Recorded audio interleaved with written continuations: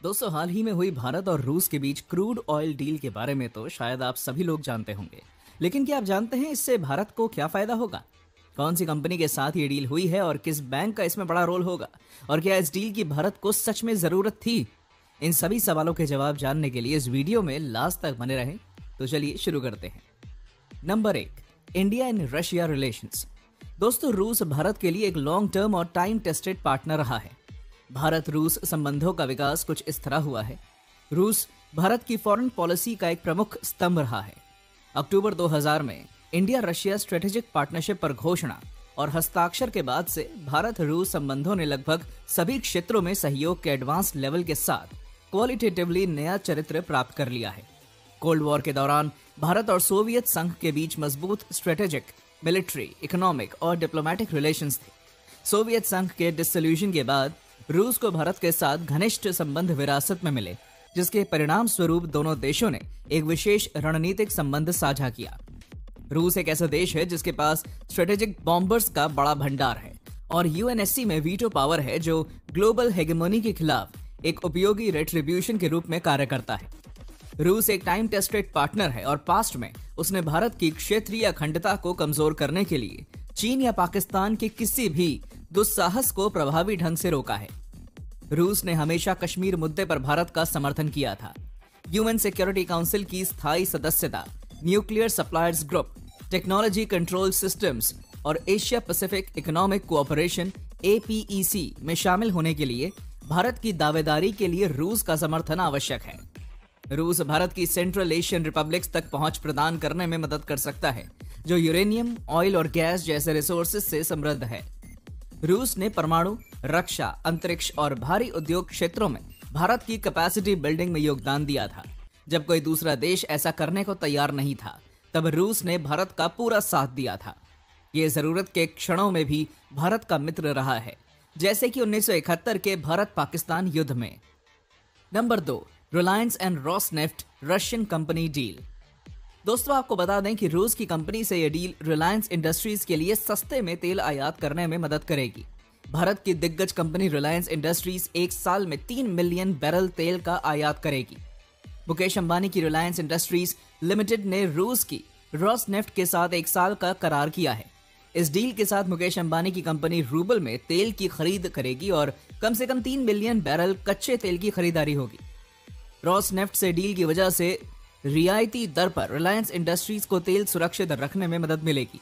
ये डील ऐसे समय में की गई है जब अमेरिका और यूरोपीय देशों ने रूसी तेल खरीद पर प्रतिबंध लगाया है।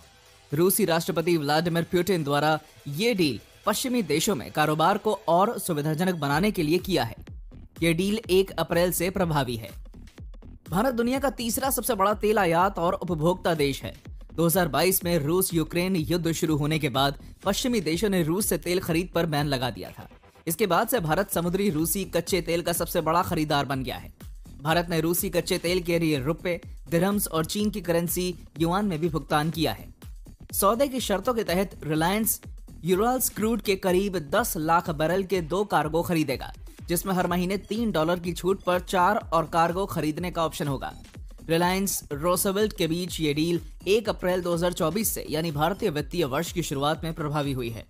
सूत्रों ने कहा है कि barrel middle east Dubai benchmark के बराबर है। रिलायंस हर महीने 1 से 2 कार्गो लो सल्फर क्रूड ऑयल की खरीद करेगी। इसमें मुख्य रूप से रूस के कोज़मिनो के प्रशांत बंदरगाह से निर्यात किया जाने वाला ESPO ब्लेंड होगा।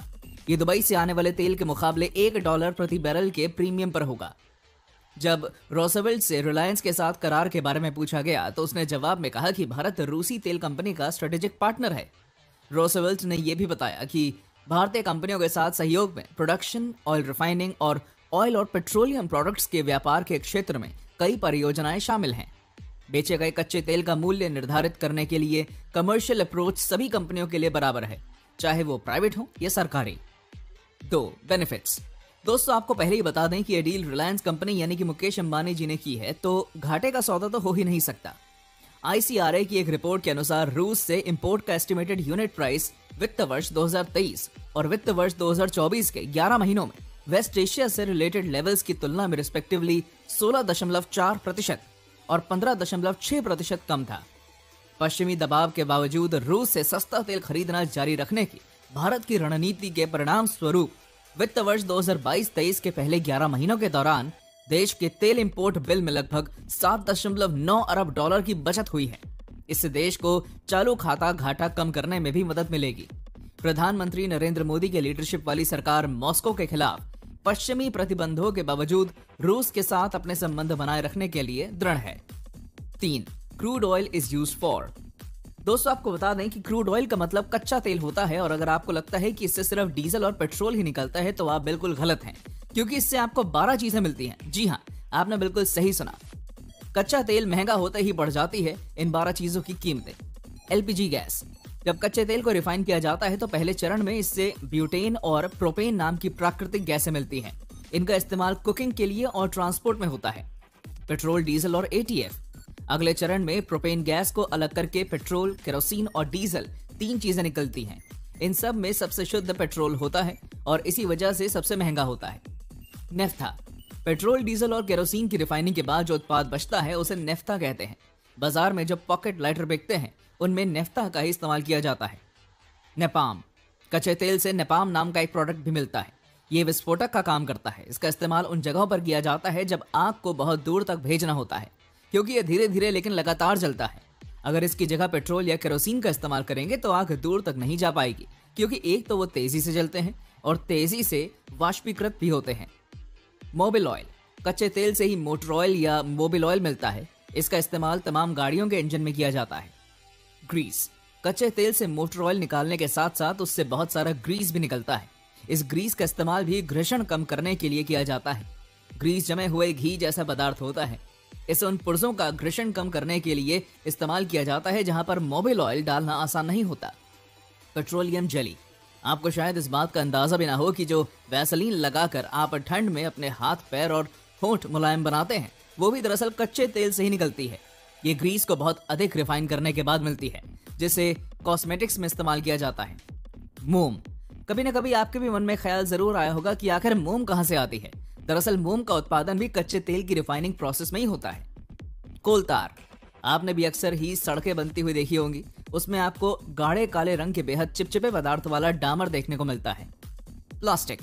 कच्चे तेल का इस्तेमाल प्लास्टिक बनाने में भी होता है।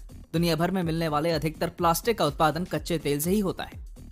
नंबर 4, एचडीएफसी बैंक की होगी बड़ी भूमिका। सूत्रों ने बताया कि रिलायंस ने एचडीएफसी बैंक और रूस के गैसप्रोम बैंक के माध्यम से रूस के रूबल का उपयोग करके तेल के लिए भुगतान करने पर सहमति व्यक्त की है। बता दें, दुनिया का तीसरा सबसे बड़ा तेल इंपोर्टर और कंज्यूमर भारत अब समुद्री मार्ग से रूसी कच्चे तेल की खरीद में सबसे आगे है, क्योंकि रूस द्वारा 2022 में यूक्रेन पर आक्रमण के बाद प्रतिबंधों के कारण पश्चिमी देशों ने खरीद बंद कर दी थी। भारत ने रूसी तेल के लिए रुपए, दिरहम और चीनी युआन में भुगतान किया। नंबर 5, क्या भारत को इस डील की जरूरत है? दोस्तों, सर आप ही सोचिए, कोई चीज जहां आपको सस्ती मिलेगी आप वहां से लेना पसंद करेंगे या फिर जहां महंगी मिलेगी? जाहिर सी बात है, आप सभी सस्ती जगह से खरीदना चाहेंगे। ऐसे ही मुकेश अंबानी ने किया, और बिजनेस में जितना दिमाग अंबानी परिवार का चलता है इसका अंदाजा तो आप सभी लोग जानते होंगे। तो दोस्तों, घाटे का सौदा नहीं हो सकता।